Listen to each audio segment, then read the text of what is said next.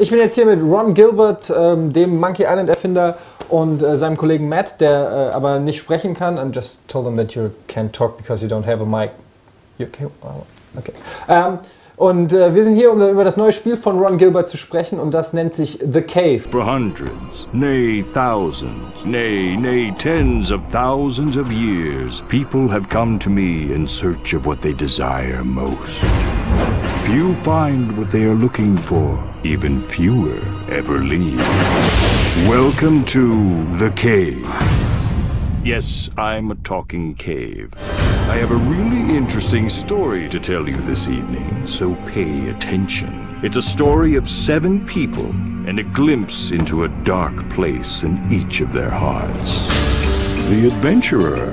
She is hot on the trail of her lost companions and unequaled ancient treasure. The knight. He is on a quest for a sword of unequaled power and prestige. Okay, let's get it over with. The time traveler. She is here to right a wrong 1,000,000 years in the making. The twins. They just want to go outside and play. What could be more innocent than that?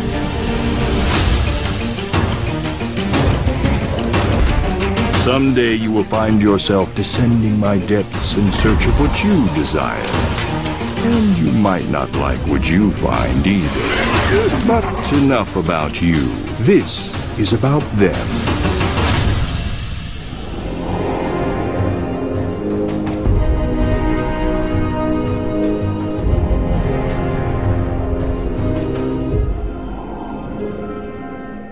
Ron, nice to have you with us. Yeah, thanks. You brought your new game, your newest game, The Cave. The Cave.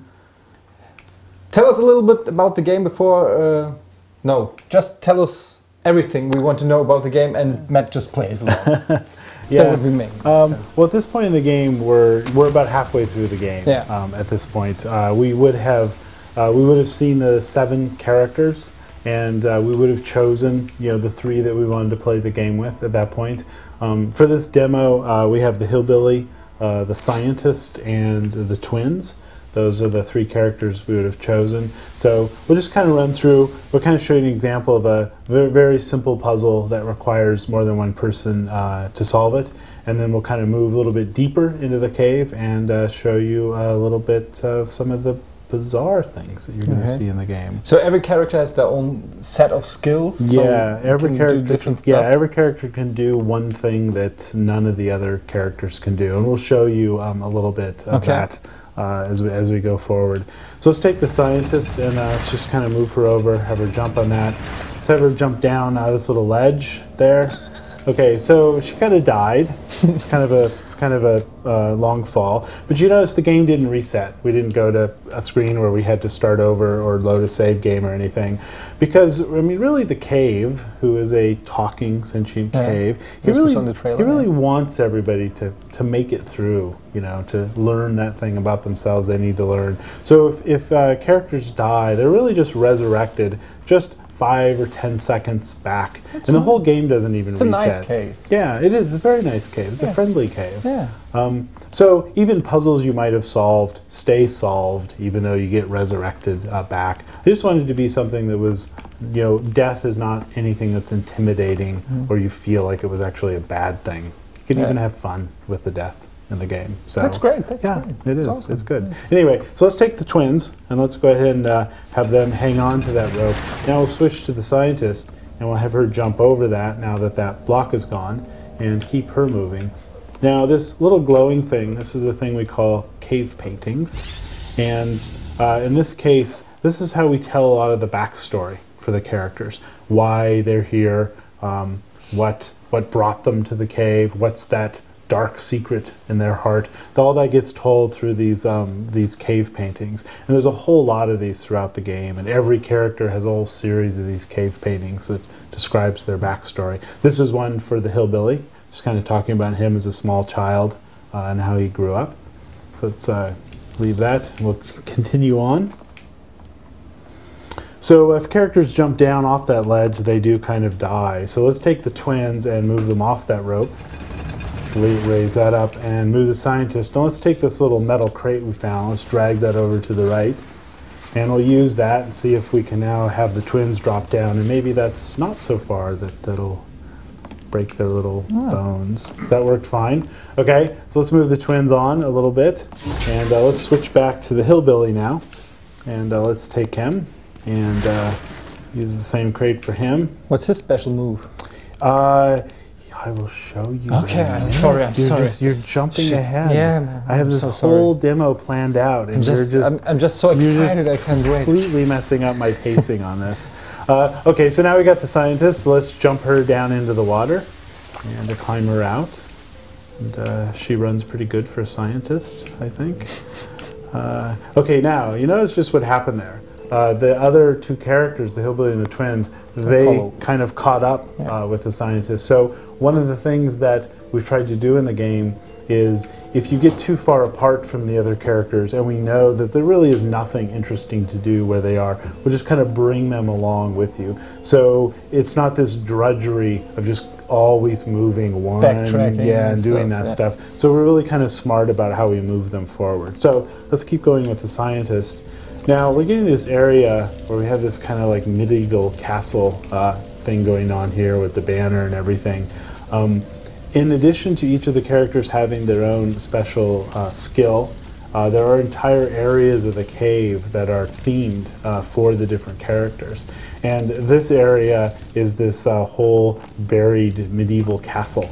And this is kind of a part of the knight's story. So since we don't have the knight in our party, we really can't solve all the puzzles we would need to be able to get into that castle and explore. So do you get any form of reward if you solve those puzzles? Well, you get to hear about the knight's, all the knight's backstory, and you get to kind of play through, you know, what's going on, you know, with the reason that he's in the cave. Okay. So plus you just get a whole lot of really great puzzles and really good stuff to see.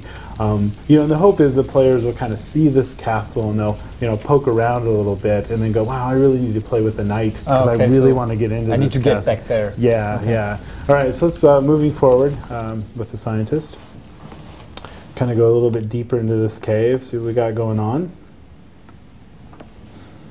Did you have any inspiration for her? I don't know why, but I kind of seem to know her. You know, some people have wondered whether she was modeled after Nurse Edna from Maniac Mansion or not. Yeah, it's a coincidence probably. It is. As it had nothing to do with Maniac Mansion. Yeah. Not supposed to tell people I had nothing to do with I'm sorry. That's our little secret. We got it. Okay. Okay, so let's take the scientist. There's this waterfall here, so I'm sure there's soft water down below. And there is. Yeah. Good. Excellent. So let's get her out of the water. Oh, we don't have the volume, so we can't really hear what the cave is saying. We have the one. The carnival is in town. And you know what these three would love even more than going to the carnival? Sneaking into the carnival. Oh, come on, there's no shame in it, really. It's a That's the cave speaking, That's right? the cave speaking, yeah. Yeah, he comes on at several points in the game and kind of talks and, you know, talks about what's going on and with the different characters and whatnot. So, okay, so now we got this weird little carnival-ish type thing. So let's take the twins, and let's jump into that water. Let's kind of swim them down. Let's see if we can figure out how to sneak into this carnival. That looks Is this like only the twins can swim? Or? No, anybody can swim. Okay. Oh, but the twins, they kind of died. Because they can't really hold, they have really small little lungs. Yeah. So they can't really hold their breath. But the hillbilly... yeah, they have two lungs. Two very small lungs. But the hillbilly, his special ability is that he can hold his breath forever. Okay. So we'll kind of like have him hold his breath and this little bubble appears around his head, which needs to be filled with smoke for some reason. And let's go ahead and jump into the water now that the hillbilly has his own little bubble of smoke and swim him down. I just laugh every time I see that little bubble of smoke in the hillbilly. He's just happy. All right, so we got the hillbilly all the way through that, and there's this rock barrier here we need to get rid of to let the other characters in, but luckily there's a crate of dynamite. So let's go ahead and pick up one of those sticks of dynamite, and we'll light it on that flame, and we'll drop that and then we'll stand a safe distance away. Okay, not much of a safe distance away. But the rocks are gone, so let's go ahead and grab the twins or the scientist or whoever you want. And we'll kind of take them through. Now let's switch back to the hillbilly. And we'll go explore this underground carnival that we have found in a cave. Like many carnivals are, I assume. Most of them, I There heard. she is, I don't the know. amazing Never been to two-legged one. lady. You know, the hillbilly carries a torch for her. Ah, if only she would finally notice him. They could marry and live happily ever after with a house full of little Bill Hillies. Ugh. It's an So- amazing two-legged lady. Yes, Like- the carnival freak. Yeah, totally. Don't stare at her. The freaks don't like it when you stare at them. So the hillbilly, the whole story for the hillbilly is he's searching for love in the cave, and he has fallen in love with this carnival freak, the amazing two-legged lady. So let's kind of move through the carnival a little bit, see what we got going Pink on. bear hanging in that prize booth looks remarkably like what the amazing two-legged lady desires most. Perhaps the hillbilly can win enough tickets to buy it for her. Then this adorable story can have its happy ending. All right, so we got that bear and the amazing two-legged lady. She was kind of dreaming of that pink bear, so it looks like it takes 5 tickets to win that bear. So if we can win those tickets, we can get that bear, and then she will love him.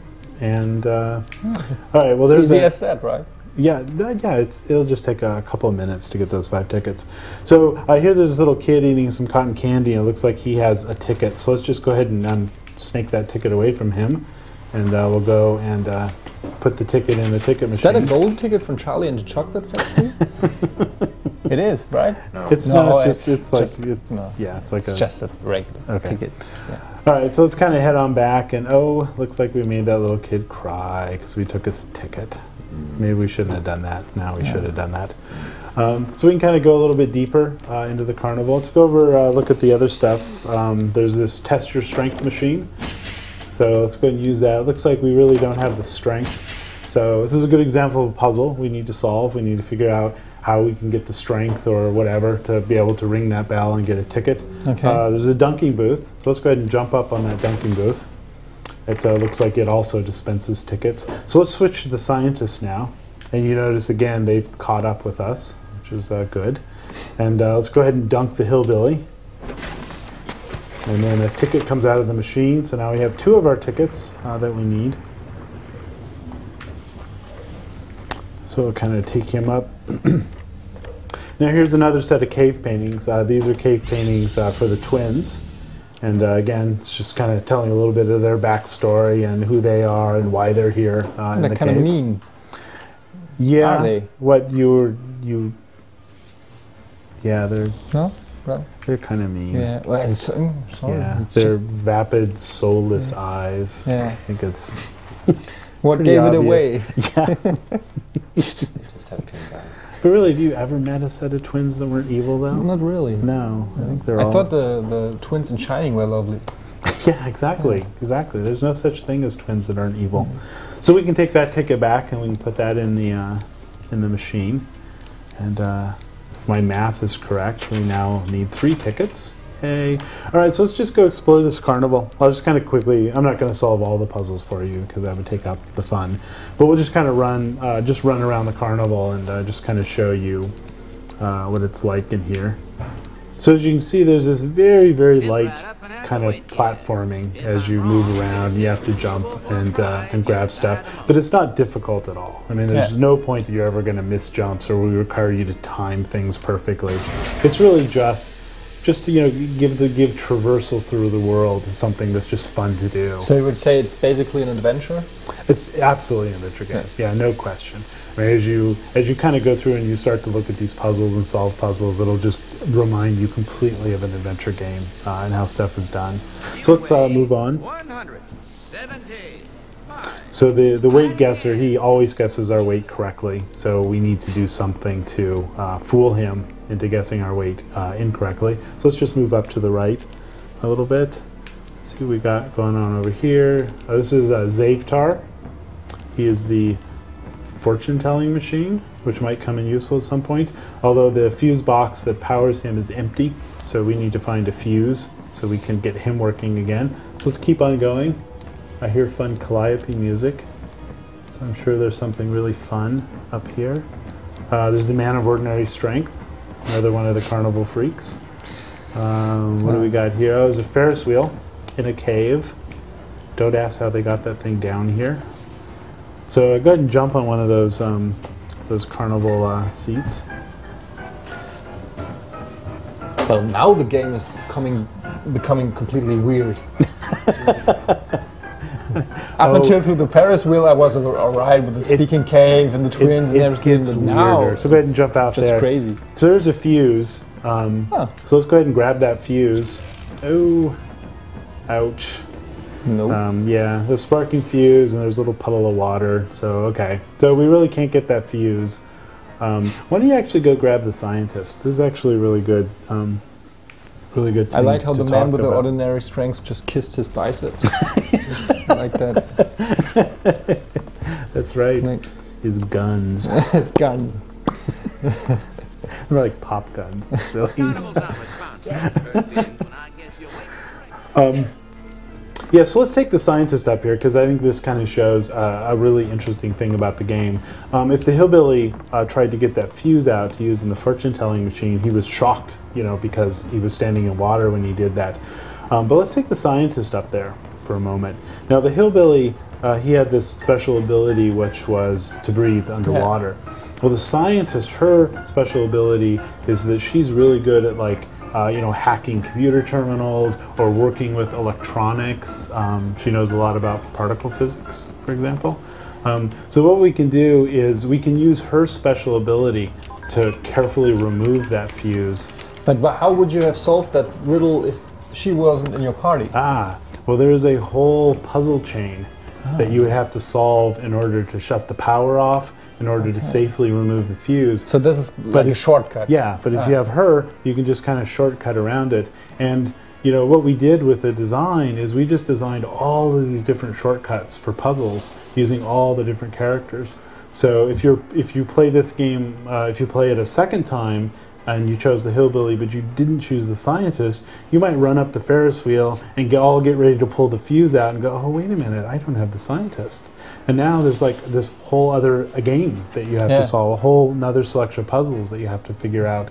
And that was really, what we wanted to do with the special abilities. So you always have to take a different approach to those riddles. Yeah. Unless you bring the same three characters through. Yeah. There's just going to be different things that you need to do. So she could get that fuse using her ability, even though the carnival is really about the hillbilly and his puzzles. She was able to do something kind of interesting and special. And if we move on to the right a little bit more, there's this exotic clothed dancers exhibit here. Exotic clothed dancers. Yes, yes. And behind these carnies is a sledgehammer, which might become very useful for that strength testing. But of course we can't get to the sledgehammer.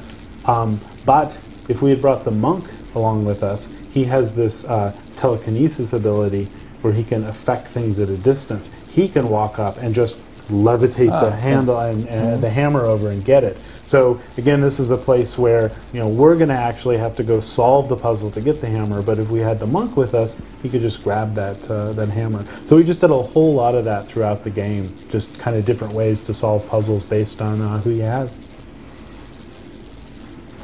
That's it. That's No, it. I'm just kidding. I'm done. That's the whole game. Well, actually, I don't have any questions because you just demonstrated it so well. Oh, okay. And, Well, thank and Matt you. played so well. Yes. Didn't even make one mistake. No, you died twice. That was all planned. Would you say that the game? I mean, stop that, Matt.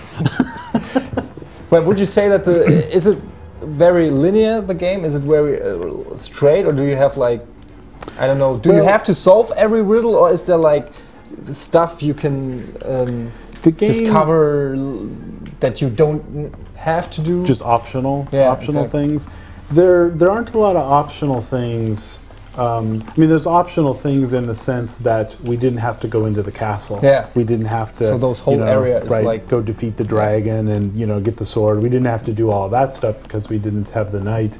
And as you can see from this area, it is non-linear in that there's a whole. Or I mean, right now there's like 4 different puzzles we need to solve. Yeah, exactly. And so we can kind of solve them in different orders and stuff.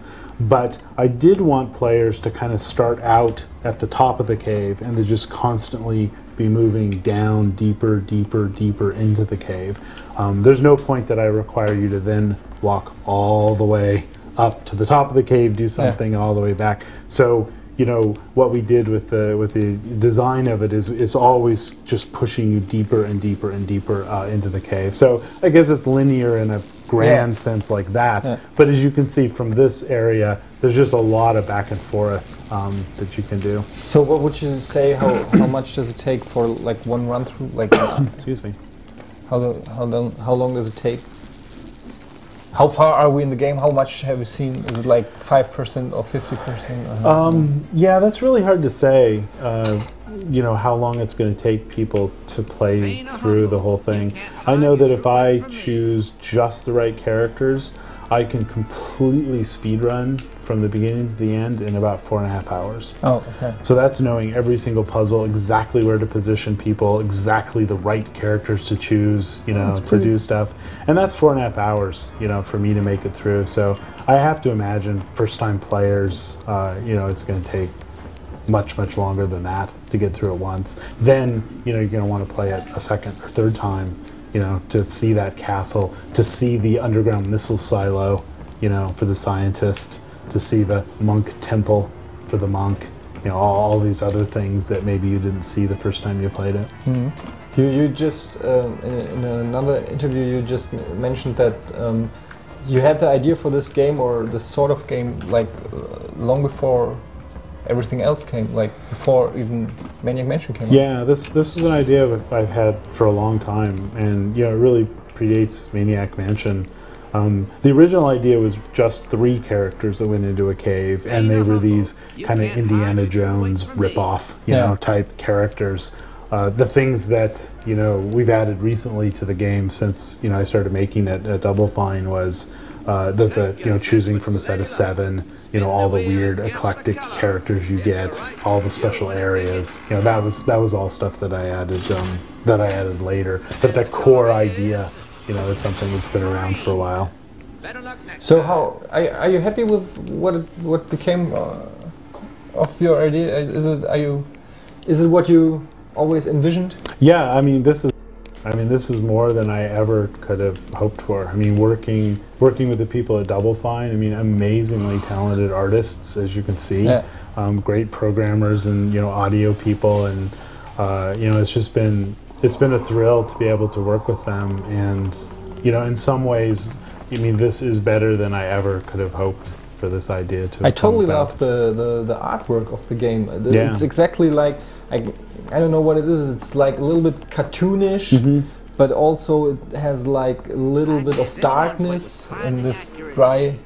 The story is kind of a dark story, about these people and horrible things that they do, and it was kind of a challenge, for the artist to make sure that kind of dark seriousness was kept, yet there was kind of a fun, whimsical, without it becoming cartoony. Right? It's like I didn't want it to be cartoony, and I think they just did an absolutely fabulous job, at doing that. Oh, it looks great. It will be out in January. January 2013. For almost every platform, right? Everything. I think it'll even run on your toaster. Even on my toaster. Even that's on great. Your toaster, yeah. Because it's the only console if your toaster was made after 2005. Yes, and you've kept the operating system on your toaster up to date to the latest release. I think I have. Then it should run fine. Fantastic. Well, that's great. Seid gespannt. Im Januar kommt's raus. Wir werden es dann natürlich nochmal bei Game One machen. Thanks for showing us the game. Hey, thanks for watching. And Ron Gilbert, Matt Hitman. Oh no, I wish. Hitman. I'm sorry, it would be such a cool name. So, okay, see you guys.